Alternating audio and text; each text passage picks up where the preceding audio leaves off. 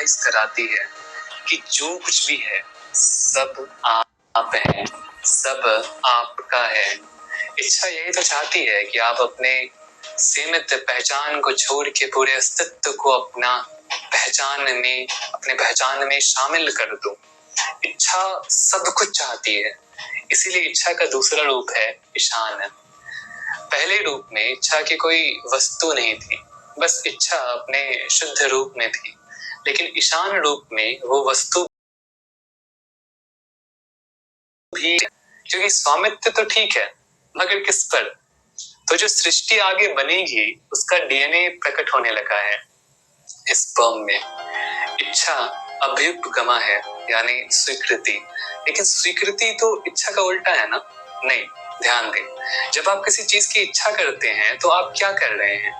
उसे स्वीकार कर रहे हैं, उसे अपना देख रहे हैं, उसे खुद में देख रहे हैं कि वो आपका हो गया है या आप वो हो गए हैं। अगर आप उसे अस्वीकार करते तो फिर इच्छा ही नहीं होती उसकी। अगर आपको उसकी इच्छा है, मतलब कहीं ना कहीं आप मान रहे हो कि वो आपका है या वो आप हो। जैसे वो लड़की या लड़का, जैसे वो डॉक्टर आप हो जो बनने की आपको इच्छा है, जिसकी आप इच्छा रखते हो, इसलिए नीट की तैयारी कर रहे हो। जो नहीं है वो कभी नहीं हो सकता, जो हो सकता है वो पहले से है।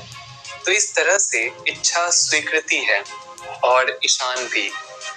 आप अपने हर इच्छा के वस्तु के शासक ही होते हो जब पहले पहले उसे पाने की इच्छा जन्मती है।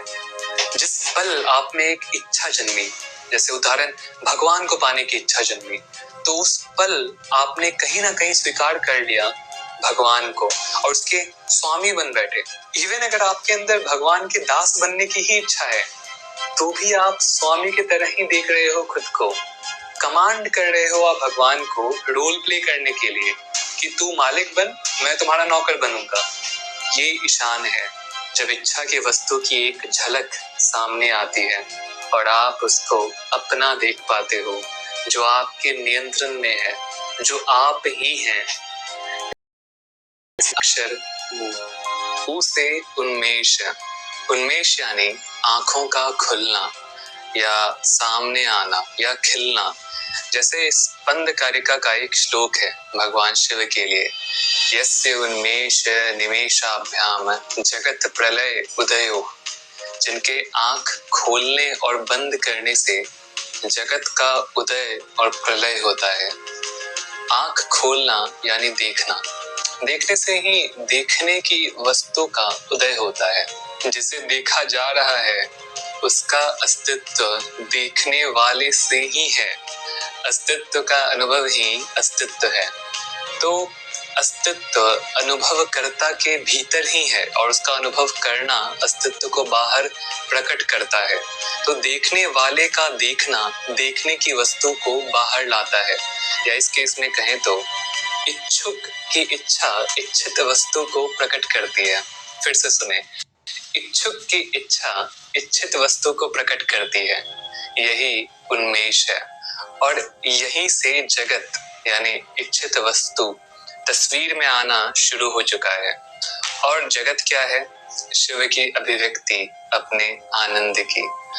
और जब यही ऊ कंटिन्यू होता है तो दीर्घ ऊ या ऊ बनता है। ऊ यानी ऊंता, ऊंता, उन्नता नहीं, ऊंता अर्थात डेफिशिएंसी, कमी, अधूरापन। जब शिव की दृष्टि बाहर की ओर जाती है, जब वो बाहिर्मुखी होते हैं, आंख खुलना यानी बाहिर्मुखी होना। बाह्य जगत का अंदर अधूरापन महसूस होगा ही। मेरे लिए बाहर के जगत का अस्तित्व होना मेरे अंदर के अधूरेपन का सूचक है, क्योंकि वो मैं नहीं हूँ, वो मेरे से बाहर है, मेरे से पृथक है। तो मैं पूर्ण कैसे हुआ? वो जो मेरे से बाहर है उसे पाके ही पूर्णता आएगी। इसलिए कहते हैं बाहिर्मुखी सदा दुखी। चीजें बस बाहर दिखती है मगर आपके ही अंदर घटित हो रही है। उसे अपने से बाहर, अपने से अलग समझोगे तो पूर्णता महसूस होगी ही। अब आप स्वयं देखो ना, जब आंख बंद करके स्वयं पर ध्यान करते हो तो आनंद, पूर्णता महसूस होती है। और फिर ध्यान के बाद बाहर की दुनिया